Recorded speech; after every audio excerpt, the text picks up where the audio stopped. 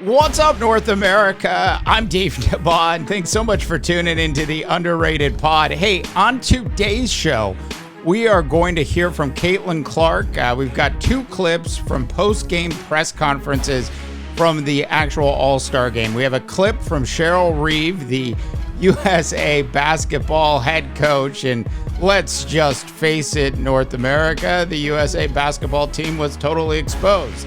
If the Olympics allowed more than one team to compete from a country, the USA probably could easily field three teams that would medal. That is just how dominant the U.S. women's basketball players have become. In addition to that, we've got a video for you as well from the commissioner. A lot to cover on today's show. I do just want to say, and we put out a video last night after the game, but just wanted to reemphasize that from a personal opinion, this was hands down the best All-Star game I have seen in literally 20 years. We said it in our previous video, the NBA can certainly learn a lot from how the women actually played in this particular game. All right, first to Caitlyn Clark. We'll get some of her thoughts and back with some of our thoughts. Yeah, I mean, we wanted to come in here and compete. We knew we needed to make the Olympic team, help them prepare for Paris. So that was our goal. We knew they were going to compete, so we competed too. And then I think we were down 2 points at halftime, but then we started the third quarter really, really strong. And I think that kind of set the tone for the second half. And we didn't really look back. And then Enrique got on fire, and when that happens, it's going to be hard to lose. So we were just trying to get her the ball. So proud of us. It was a lot of fun. No, I mean, they're really good. They have plenty of talent on that team. It was the same. I think 4 years prior, I'm pretty sure the team WNBA beat Team USA. They were perfectly fine in the Olympics. I think if anything, it shows how good this league is. It shows how much talent is in this league and how you have to show up and prepare every single night, because there's a lot of players that aren't even here on All-Star Weekend that can, be here and be in these moments too. It just shows the amount of talent that we have. And there's even so much more talent that's not even in our league, because there's only 12 teams. There's less than 144 spots. So, they could have picked any combination of 12 players and probably been really, really successful. So I think for myself, from my standpoint, is this is a great opportunity to, help prepare them for Paris. And, I'm going to be supporting them and cheering them on. I love the Olympics. I've loved the Olympics ever since I was a young kid, and they're going to be just fine. They're going to win gold and dominate. So I'm not worried. So one of the things about Caitlyn Clark is she's just a professional. You can just tell how she handles herself in post-game press conferences. The entire world is actually watching for Caitlyn Clark to actually have some sort of misstep. Yeah, there's been some aggressive fouls on the court, but in terms of actually having fouls off the court, missteps off the court, at least to this point, if you will, Caitlyn Clark has been very, very LeBron James. LeBron rarely makes mistakes off the court. Caitlyn Clark, along with a Steph Curry, also rarely makes mistakes off the court. She is just 100% a professional. Next up on this particular podcast today, I wanted to play some video of Cheryl Reeve, the head coach of the USA basketball team. Clearly one of the people responsible for the roster. Look, there are easily 4 players on the WNBA All-Star team, including Angel Reese and Caitlyn Clark, and of course, Enrique, who could have easily been picked to be actually on this particular year's USA basketball team. The WNBA players certainly exposed the USA basketball team, but enough from me. Let's hear what Cheryl had to say. Kind of getting everybody, here for the first time. We practiced a couple times and play a game that we knew, was going to be loaded with talent, and we weren't good at what we were trying to get done defensively. But we also know there's really good offensive players on the other side. Sometimes we played great defense, and it didn't matter.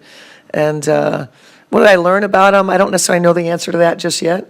I'm going to learn in the coming weeks. What did we learn from tonight, and how can we use it to fuel us and be introspective about buy into what we're trying to get done, and how we all can collectively do better, and use tonight's experience to be able to put us in a position to be successful as the last time when this team lost in 2021. Okay, that was Cheryl Reeve, the head coach of the USA basketball team. And I totally get it. I mean, you've got all of these players who are coming onto your team from other teams, and you haven't had a chance to really put in the system, so to speak, that you want to put in. Now, the WNBA All-Stars were in the same freaking boat that the USA basketball team was in. The reality of the situation, I think if we're just being honest with each other, that it is entirely, and I mentioned this at the opening, it is entirely possible that the USA women's basketball as a whole could easily field 3 teams in the upcoming Olympics. It is entirely possible that a USA B Olympic basketball team could actually beat the USA A team, which is exactly what happened in the All-Star game. Look, these aren't series. These are actually just one-win games. You just got to win a game to advance, especially in the gold medal round of the Olympics. So clearly, when you look at all of the talent, it was always going to be tough for the USA Basketball Committee to actually go out on a limb and pick who they really wanted. It was always going to be a tough decision because, quite frankly, there is too much talent to just have 12 players on a roster. That is some defense, if you will, for the USA committee. But for the committee to ignore what is actually happening in the world is absolutely ridiculous. Look, I think Angel Reese might be a Olympic away from deserving to be on this particular Olympic basketball team. But I would have had no problems if she had made it.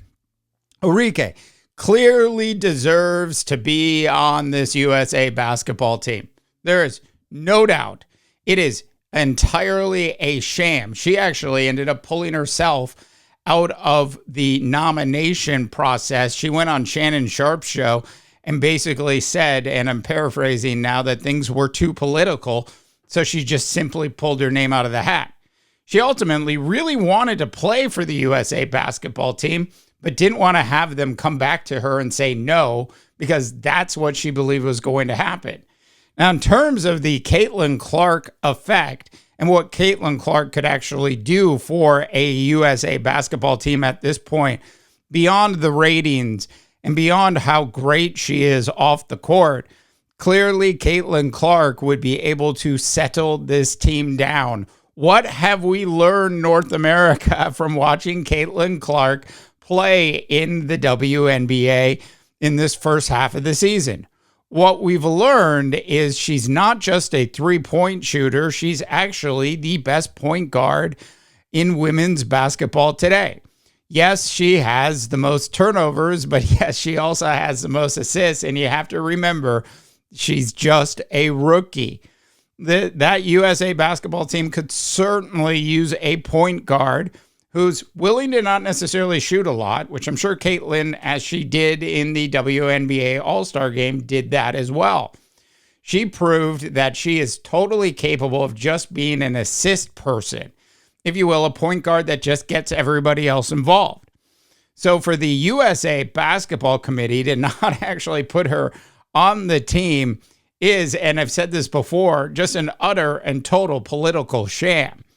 Now, I do want to wrap things up today on the Underrated Pod by hearing from the commissioner of the WNBA post All-Star game.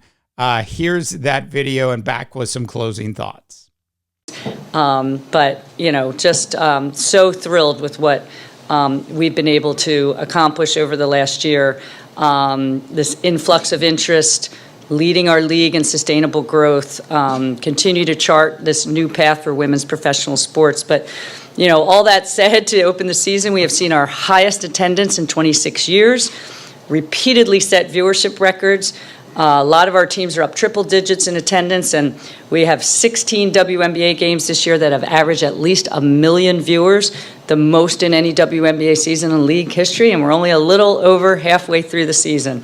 Our app active users, we need those young digital native viewers. Our app active users are up 530%. Our DTC League Pass product is up 360% in subscriptions. So again, couldn't be more pleased with the progress that's being made. And one metric I think is particularly telling is all-star voting, which compared to 2023 was up over 600%.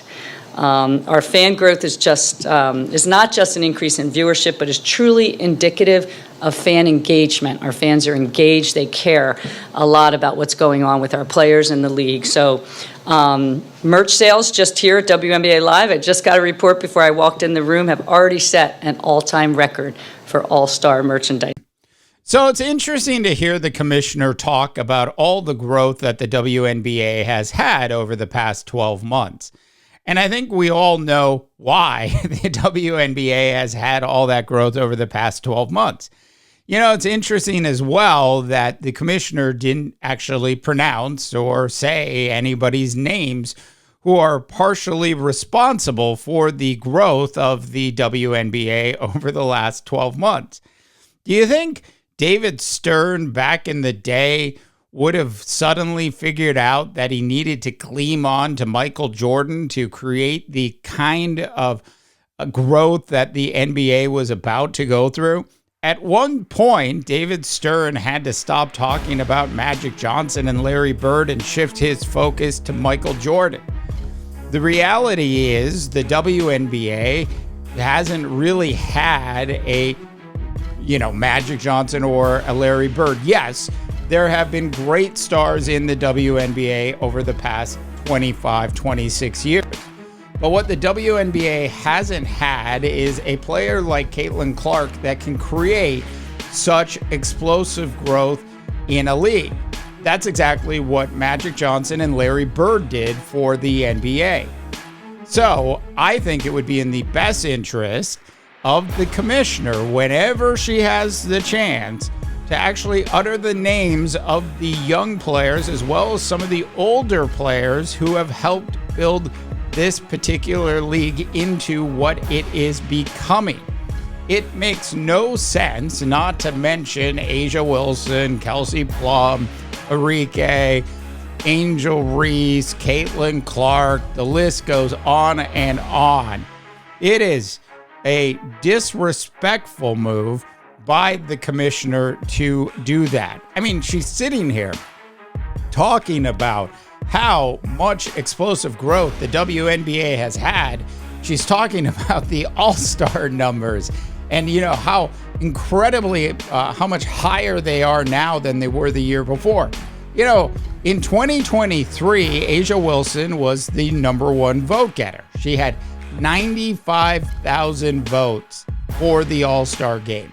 This year's number one vote getter, in case anybody forgot, was Caitlyn Clark at 700,000. Angel Reese had 380,000 plus WNBA All-Star ballot votes. Look, at the end of the day, this is just simply a mistake by the commissioner, and I think, certainly she should try to correct it moving forward, because the more she talks about the players and who those people are that are actually increasing these numbers, the better off I think it will be for everyone. All right. That is it. God, that almost turned into a sermon. Sorry about that.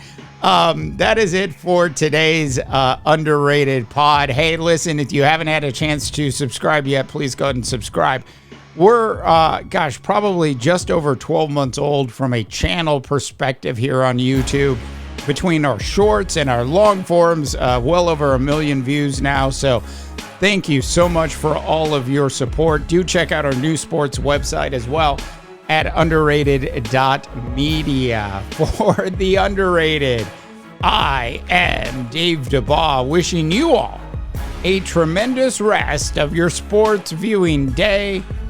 into the guitar riffs we go. You've been listening to the Underrated Podcast with Dave Dava, presented by underrated.media.